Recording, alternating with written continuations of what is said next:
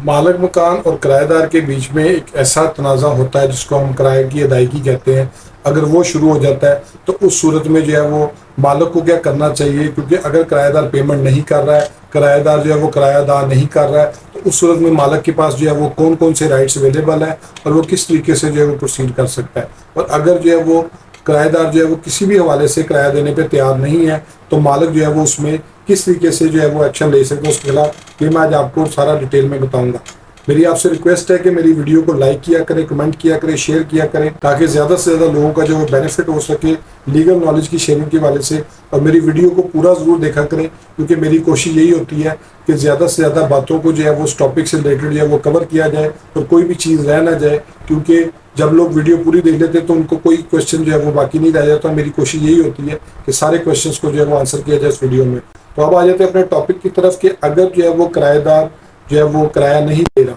तो उस सूरत में जो है वो मालिक क्या कर सकता है। क्या मालिक ज़बरदस्ती कर सकता है या नहीं कर सकता? क्या जो मालिक है वो FIR करवा सकता है, या मालिक उसको जो है वो ज़बरदस्ती जो है प्रॉपर्टी से बाहर निकाल सकता है अगर जो है वो पुलिस को यूज़ करते हुए या किसी और वाले से? इन सारी बातों को जो है वो आज मैं आपको वीडियो इस टॉपिक में कवर करूँगा। तो अपनी वीडियो शुरू करते हैं। तो मैं आपको सबसे पहले ये बात बता दूँ कि अगर कोई शख्स किराया नहीं दे रहा तो उसमें मालिक को सबसे पहले ये चीज़ चाहिए कि वो एक चीज़ को मेक श्योर कर ले कि किरायानामा जो है उसके नाम से लिखा होना चाहिए, यानी वो खुद बतौर मालिक जो है ना वो कर रहा हो, तो फिर उसको फ़ायदा है। उसको अदालत में फौरी तौर पे बेदखली की इजेक्टमेंट की जो है पटिशन दायर करनी चाहिए। अब जब वो पटिशन दायर करेगा तो उसमें जो है वो अगर उसकी ये गलती ऐसी है कि अगर उसने रजिस्ट्रेशन नहीं करवाई हुई, और वो रजिस्ट्रेशन किस तरह होती है, कौन सी रजिस्ट्रेशन है, तो जिसकी वजह से उसको जो है वो 10% सालाना किराए का जो है वो फ़ाइन देना पड़ेगा। उसके बारे में मैंने एक वीडियो बनाई है, वो आप देख सकते हैं पहले। तो उसमें जो है वो उसको किरायानामे का जो टोटल रेंट है उसका 10% उसको फ़ाइन जो है वो जमा करवाना पड़ेगा, और जैसे वो फ़ाइन जमा करवाएगा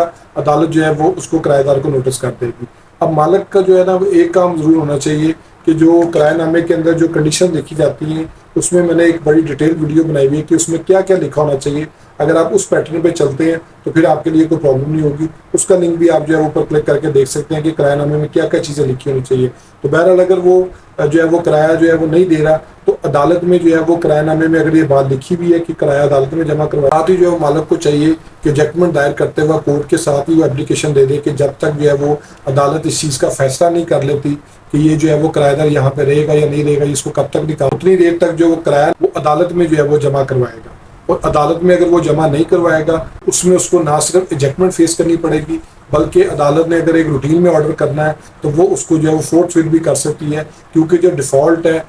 किराएदार के नाम के ऊपर किराए की मद में उसको अदालत किसी भी हवाले से टॉलरेट नहीं करती। तो इसलिए ये जो एक पहला सोल्यूशन है इसका कि मालिक को फौरी तौर पर चाहिए कि जजमेंट पिटिशन जो है ना वो दायर कर दे। दूसरे नंबर पर यह है कि मालिक को किसी भी सूरत में पुलिस को जो है वो इन्वॉल्व नहीं करना चाहिए घर को खाली कराने के लिए ज़बरदस्ती, या उससे जो है वो किराया लेने के लिए, क्योंकि कानूनी तौर पे पुलिस जो है ना वो घर किराए से खाली करवा सकती है, ना जो है वो उससे किराया जो है वो ले सकती है, क्योंकि वो रिकवरी कोर्ट नहीं है, वो सिविल कोर्ट नहीं है। पुलिस सिर्फ जुर्म की जो है वो कार्रवाई करने के लिए बैठी है, और अगर एक शख्स जो है वो किराया नहीं दे रहा है तो ये जुर्म की डेफिनेशन में नहीं आता, ये सिविल ऑब्लिगेशन है, सिविल लाइबिलिटी है। तो उसके लिए आपको सिविल कोर्ट जो कि रेंट ट्रिब्यूनल की फॉर्म में होती है, जिसको रेंट ट्रिब्यूनल्स की पावर दी गई होती है, उसके अंदर जो है वो रिजेक्टमेंट पिटिशन फाइल करनी पड़ती है, जो किराया उसके लिए अप्लाई करना पड़ता है। अब इसमें जो एक ऐसी गलती है जिसकी वजह से जो बेदखली का प्रोसीजर है वो भी लेट हो जाता है, वो ये है कि किराएदार के साथ जब एग्रीमेंट किया जा रहा होता है तो उस सूरत में जो है मालिक